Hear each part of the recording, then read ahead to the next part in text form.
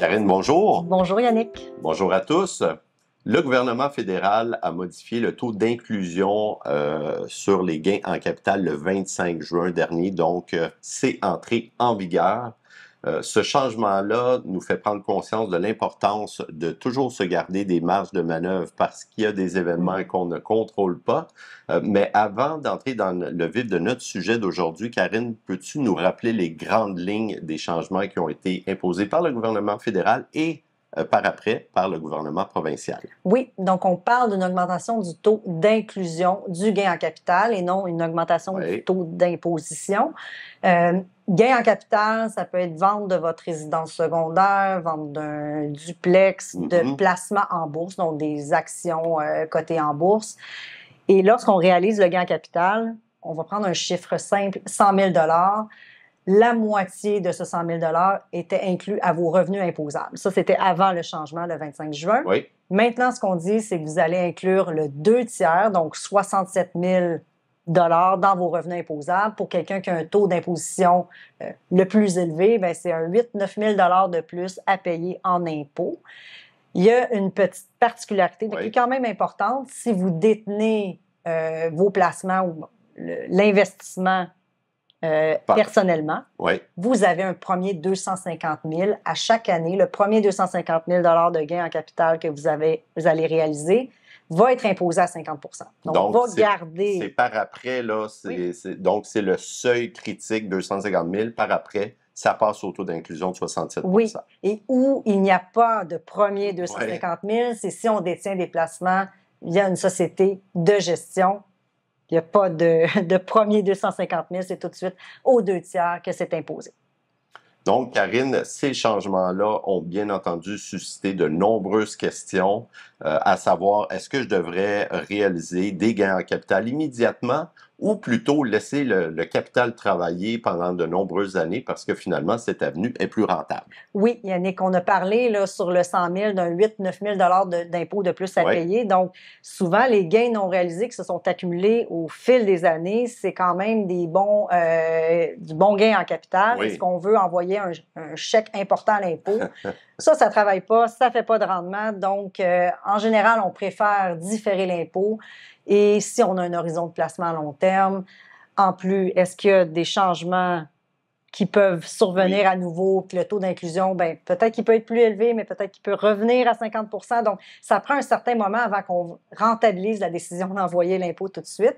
Et en investissement, c'est comme ça qu'on fonctionne aussi. Donc, le rendement qu'on va obtenir sur le portefeuille quand on fait, je vais donner un exemple d'arbitrage, on est investi à 100 % dans le portefeuille, on veut vendre une entreprise pour en acheter une autre.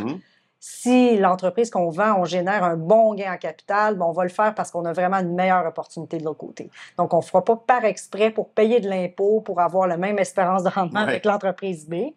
On va préférer différer l'impôt. Mais il ne faut pas non plus que l'impôt passe au-devant du rendement. On va essayer d'optimiser le portefeuille.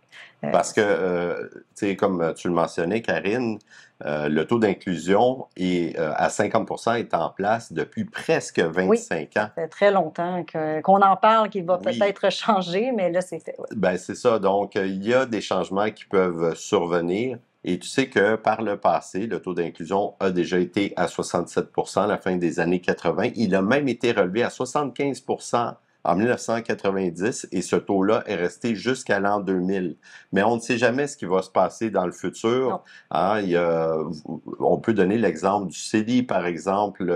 En ce moment, le CELI, les droits sont augmentés d'année en année, mais il se pourrait qu'un jour, les droits soient limités par un gouvernement.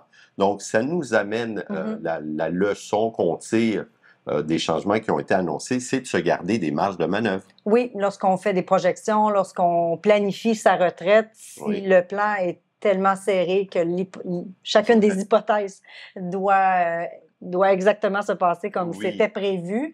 À ce moment-là, on n'a pas de latitude et nous, on aime avoir de la place pour des changements comme ce qui s'est produit actuellement. Sur le plan fiscal, Oui, mais ça peut être de toute autre nature. Hein? L'inflation, les soins de santé, ça peut être une mauvaise séquence de rendement en début de retraite. Oui. Donc, d'avoir du capital à la fin sur une longue période, ça nous permet de passer au travers des différentes, soit crises de marché, mais aussi d'autres éléments comme des changements fiscaux. Oui, parce que, tu sais, Karine, parmi les gens qu'on rencontre, il y a des personnes qui nous disent, bon, je suis mieux de dépenser plus rapidement au début de ma retraite parce que quand je regarde l'historique de ma famille, je ne vais probablement pas vivre très vieux. Donc, aussi bien en profiter le plus tôt possible.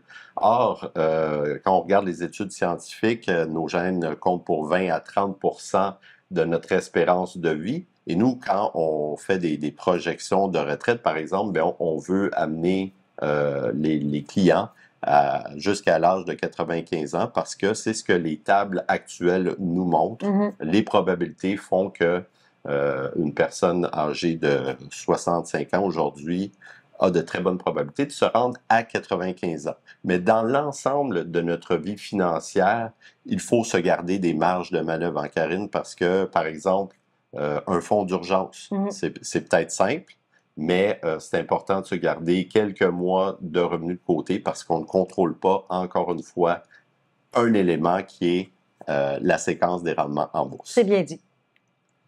Merci à tous pour votre attention. Nous vous invitons à nous écrire à info@gpsmedici.ca pour réagir à cette capsule ou nous soumettre vos questions.